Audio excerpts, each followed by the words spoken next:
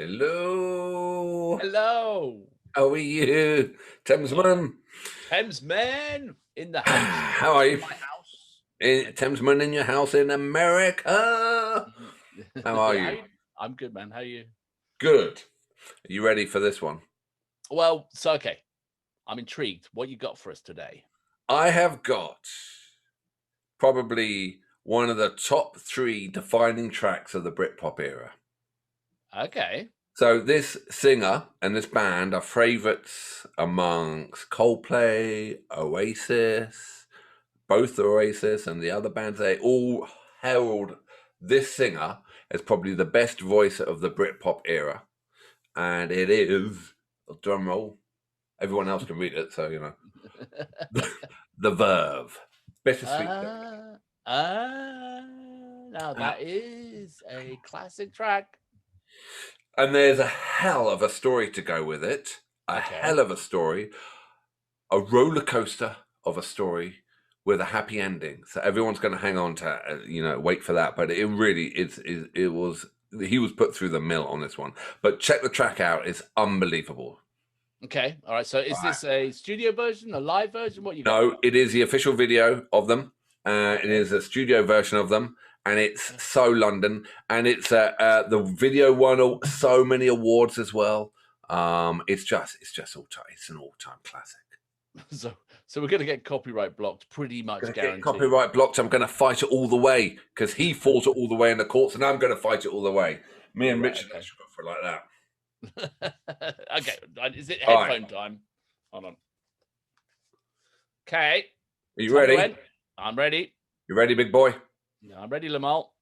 Yeah, that's the problem. 3, 2, 1. Here we go. Boom.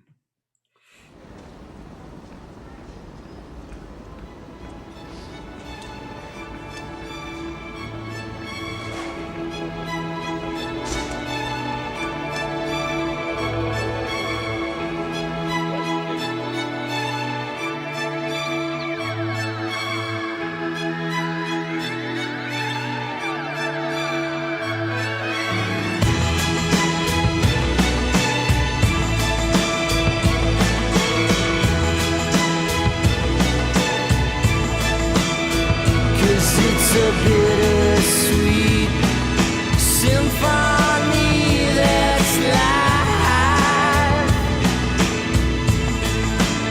trying to make ends meet. You're a slave to money, then you die. I'll take you down the only road I've ever been down.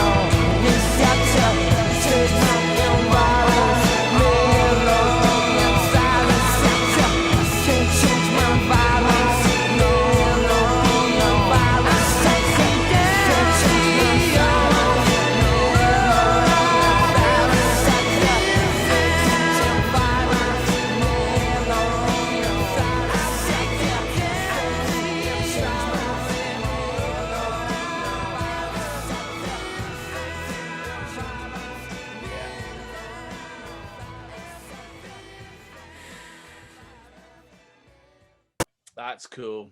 That brings back so many memories. That sound. That is like. And there's so much to talk about. First of all, when the band join and they go around the corner, that's the beginning of the next video for The Drugs Don't Work. Oh, really? Yeah. Oh, how cool is that? You know, and it's like it wasn't shot in all in one go, but there's a special type of cinematic view where you film the whole lot in one go, and it's based on that. And, what they call it, in camera or whatever they call it. Yeah, but all like 10 minutes in one go, it wasn't. And then also my wife, Jess, now that was filmed in Hoxton. She was in Hoxton. She goes, "What are they doing?" Oh, we're recording the Verve, so she was there when they did that. Oh, really? It is very London. It is so so London. And for anyone who doesn't know London, because we're American now, that you couldn't sum up. When I was dragged out of when I was kind of walking home after a club. And that would be it. You know what I mean? The boxes. Yeah, it's not all palaces and old castles and Houses of Parliament and Big Ben. It's a lot of those sort of bookies, newsagents, fried chicken shops, washing machines outside. It was so London, and every type of person known to mankind on the street. That's kind of London. So, have you ever heard of Aphrodite's Child? No. Aphrodite's Child are a Greek band back in the I think early 70s, and it had Russo and it had Vangelis in. And I'll put the link for the Four Horsemen below. So it is just a mind-blowing album called 666. Good luck to anyone trying to buy it now on vinyl. It's gone. But it is the foundation of the Verve. And I'll also put in an interview a bit further down below of Richard Ashcroft talking about Aphrodite's Child, that song. Because it is, the loop and everything, the whole album came from this one song. It's unbelievable. Yeah. It's, just brilliant. Okay. So I'll do that. But what I want to do now is I want to play you something and see if you think this is grounds for the track to be stopped, okay? Do you think that this was ripped? Ready? Okay. 3, 2, 1, bam.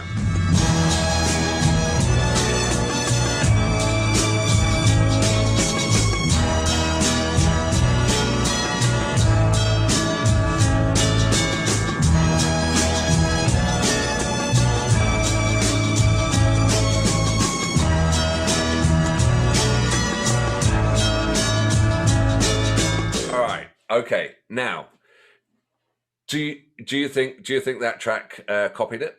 That it sounds something really familiar and really similar there. It's like, so who's that? What's that? Well, that was Andrew Oldham Orchestra, and they did instrumental covers of the Rolling Stones. So get this, right? Right. The Verve did everything right. They licensed 6 notes off Decca. Right. And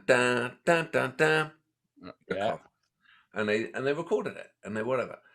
But what happened was they recorded it with Decca, but there was an argument with the manager of the Stones, because it was a copy, it was an instrumental cover of the Stones, and a guy called Alan Klien, who also did the Beatles.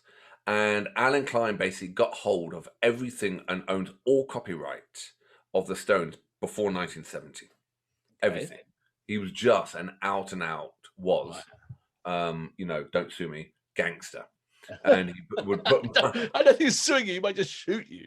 I know, put money offshore, whatever. So anyway, so they negotiated with Decca, but Klien owned the copyright, the publishing copyright. So he said, even though they'd negotiated with Decca. So guess what happened, right? So then he said, all right, he got on the phone, and obviously that song is really important to the British people. It went straight up to #1, and in the albums, the urban hymns, I think it's still the 19th best ever selling album in the UK album. It's that good, the album. Check out Urban Hymns. Klien got on, because it went straight to #1, said, I want 50-50. 50% of all royalties, even though they negotiated with Decca. Wow. So then they went away and they went, okay. He goes, nah, I want 100% of all royalties. Or Wait. pull it from the charts. And, you know, it was rocketed away. So they had to give him 100% of all royalties. So the Verve never made a penny, even though Richard Ashcroft, even though they had negotiated with Decca their 6-note hook. Wow. Long story short, the Stones, many years later, were asked, you know, in an interview, Keith, all right, Keith, and hello to Lisa, if you're there, because she's friends with Keith. If you're watching Spanky, they said, you know, what do you think about the Verve? And he said, if they could write a better song than we do, you can have the royalties. So that was the first time it was mentioned. So back in 2019, Klien's son, because Klien, adios, and basically Mick and Keith gave all the royalties back to Ashcroft. Gave the royalties to Ashcroft now. And really? said, he said, well done, you've done it. And he got all the royalties and off they went, you know. So they got it. Wow. That's a hell of a story. That's like one of those sort of, I mean, yeah. Well, that was 97 to all the way to 19 that he didn't get any royalties for that. And they did everything right. He did everything right. They negotiated, you know, they thought they got all the copyright. And in all reality, if you weren't dealing with an absolute, you know, horrible person, you'd get the royalties. Could have been worked out reasonably, you know? Yeah. And I mean, he went to jail, you know, Klien, for tax avoidance. And really? What he would do, he would take all the money from the band and he would put it offshore and had a plan to pay you back over 20 years. So you couldn't even break up the contract. The Stones and the Beatles fought him. He got all the publishing right. That's why McCartney said to Michael Jackson, buy your songs, buy your publishing. So what did Michael Jackson do? He bought all the Beatles songs. And that pissed Paul off. Yeah, that's a smart move. I know. So yeah, it was just a real big story that ended up good. But Richard Ashcroft, you know, I'll put the link. That's fascinating stuff. Thank you. That's cool. Yeah. Richard Ashcroft, I'll put the video in below of the interview with my favorite interviewer ever, and he does a masterclass interview with Noisy. You should check them all out; they're fantastic. And you watch the interview with Ashcroft. He is just a fascinating guy. Suffered from mental health all the way through. Is as lauded by all of them as the best voice out there, and it's just absolutely fantastic. You know. Oh, that's really cool. That's really cool. I like, yeah, talk about the start of Britpop. We won't go into it right now, but I read that there was an article online today, I think it was on the BBC website, about the Lars and about how that was like one of those, they did one album and it was just like, everyone quoted it as that was the, you know, best album. The guy apparently still recording that album to get it better at his house. Let me get this right. I think this is right, and someone's going to correct me here. You remember Pete DeFrazers? Do you remember the DeFrazers? Yeah. He was drummers. Was he a drummer? He was Pete DeFrazers. The DeFrazers were amazing. They were a family in the village where we lived in, and the mum and dad came from the West Indies, but they were white, but they had a full-blown Jamaican accent, man. And we used to go up the house of cool, and Pete DeFrazer was a drummer to Echo and the Bunnymen. Oh, Echo and the Bunnymen, that's what it was. Well, unfortunately, died in a motorbike crash when we were all really young, and that was sad. His brother, I think, was the bass player in the Lars. Oh, really? Yeah. Really? Wow. Yeah. I mean, I think the Lars went through multiple. Anyway, let's do the Lars another day because that's a hell of a story itself as well. I think that might be worth a story. I don't know the story of the Lars. Oh, really? Yeah. Okay. I know that one great tune, and them and the Lemon Drops and the whole English scene out of that. Oh no. Okay, we want fascinating stories. Lars is a fascinating story. Good. All right. To be continued. But okay. Yeah. But if any of you had tuned in because we had promised the laser scoreboard, Amazon has let us down again. So the laser scoreboard is on its way. We're also bringing in the Wheel of Fortune, which will bring into that. Yeah, I can't wait for the Wheel of Fortune. Can I ask a favor for anyone, if you're still with us, because you're probably not, because we bought the living tuned out a long time ago with the story. Are there any other tracks you think my friend here should know from what band did we just see? The Verve. Shall I remind you, old chap? The Verve, I know. Show me age here. The Verve. I love the Verve. You know, or the Britpop era, really, because it was so, you know, it was just so influential for us. And he's got long hair, and he kind of missed it all. Thank you very much. All right, thank you very I'm surprised much. you can remember it, but anyway. Well, I didn't, did I? I just fucking forgot it. You know, I'm wearing a NASA diaper on as well, probably. I've just shat myself while we're doing this. All right, thank you very much. Excellent, lovely story. Nicely done. Well done on your homework, and we'll speak again. Bye. Bye. See ya. I blew it.